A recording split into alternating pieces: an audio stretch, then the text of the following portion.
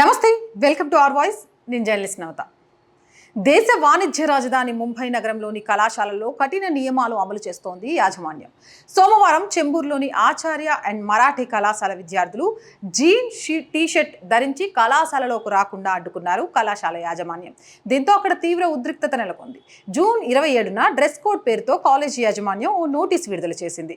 విద్యార్థులు క్యాంపస్లో ఉన్నప్పుడు చిరిగిన జీన్స్, టీషర్ట్లు, బహిర్గతమయ్యే దుస్తులు, జెర్సీలు ధరించవద్దని, ఫార్మల్ లేదా డీసెంట్ డ్రెస్ ధరించాలని స్పష్టం చేసింది. అమ్మాయిలు ఏదైనా భారతీయ లేదా పాశ్చాత్య దుస్తులను ధరించవచ్చని, మతం, సాంస్కృతిక అసమానతలను చూపించే ఎలాంటి దుస్తులు ధరించకూడదని నోటీసులో పేర్కొంది. హిజాబ్, బుర్కా, స్ట్రోల్, క్యాప్, బ్యాడ్జ్ లాంటి డ్రెస్సులు గ్రౌండ్ ఫ్లోర్లోని సాధారణ గదులకు వెళ్లడం ద్వారా తొలగించాలని, ఆపై మాత్రమే కాలేజ్ క్యాంపస్లోకి అనుమతి ఇవ్వనున్నట్లు వెల్లడించింది. హిజాబ్ని నిషేధించిన ఇన్స్టిట్యూట్ డ్రెస్ కోడ్ని సవాల్ చేస్తూ కాలేజీ విద్యార్థులు బాంబే హైకోర్టులో పిటిషన్ దాఖలు చేసిన కొద్ది రోజులకే కాలేజీ యాజమాన్యం ఈ కొత్త డ్రెస్ కోడ్ను అమలు చేసింది. ఇకపోతే కాలేజీ యాజమాన్యం తీసుకున్న ఈ నిర్ణయం పట్ల విద్యార్థులు తీవ్ర అసహనం వ్యక్తం చేస్తున్నారు. ఇక్కడ అర్థం కాని విషయం ఏంటంటే, ఎందుకు అసహనం వ్యక్తం చేస్తున్నారు అనేది.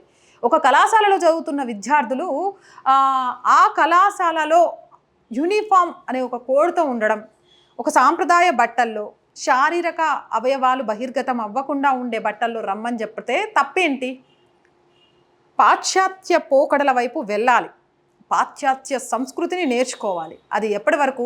మన సంస్కృతికి, మన చుట్టూ ఉన్న సంస్కృతికి ప్రమాదం కానంత వరకు. ఈరోజు కాలేజీలలో ఏం జరుగుతున్నాయి?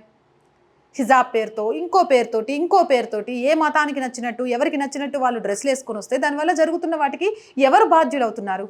కాబట్టి ఇలాంటి నిర్ణయాలను తీసుకున్న కాలేజీలని ఖచ్చితంగా అప్రిషియేట్ చేయాలి, విద్యార్థులు సహకరించాలి.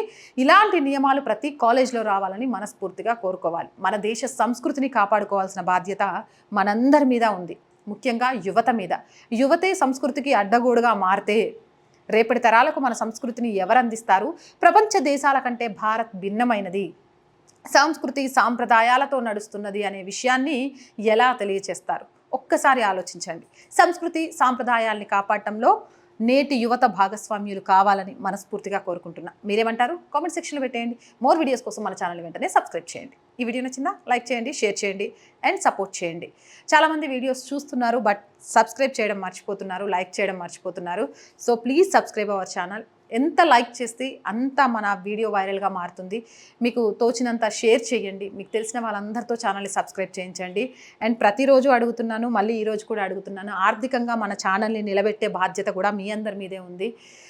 మన ఛానల్ రెవెన్యూ చాలా చాలా చాలా తక్కువ. ఒక ఆఫీస్ లేదు, మనది అనే ఎక్విప్మెంట్ లేదు, అంతా రెంట్ బేస్ మీద. ఆఫీస్ అయితే రెంట్ బేస్ మీద కూడా లేదు. వాటన్నిటినీ నిర్మించాలి అనే ఒక ఆలోచనతో అడుగులు ముందుకేస్తున్నాం. ప్రజల గొంతును ప్రభుత్వానికి అందించే ఒక వారధిలాగా పనిచేస్తూ వాస్తవాలని, ముఖ్యంగా జాతీయవాదాన్ని జనంలోకి తీసుకెళ్లాలనే ఉద్దేశంతోనే ఈ ఛానల్ స్టార్ట్ చేశాను. స్టార్ట్ చేసినప్పటి నుంచి మీ అందరూ ఆదరిస్తున్నారు కాబట్టే ముందుకెళ్తున్నాను. ఆర్థికంగా కూడా దయచేసి సపోర్ట్ చేయండి. సపోర్ట్ చేయాలి అనుకునే వాళ్ళు సబ్స్క్రిప్షన్ పక్కనే జాయిన్ అనే ఆప్షన్ ఉంటుంది. 1 to 5 లెవెల్స్ ఉంటాయి. ఏదో ఒక లెవెల్లో సపోర్ట్ చేయొచ్చు, లేదా స్క్రీన్ మీద గూగుల్ పే, ఫోన్పేతో పాటు అకౌంట్ డీటెయిల్స్ కూడా ఉంటాయి, అలా అయినా సపోర్ట్ చేయొచ్చు. అండ్ ఎంతోమంది వ్యాపారవేత్తలు మన ఛానల్ని చూస్తూ ఉంటుంటారు.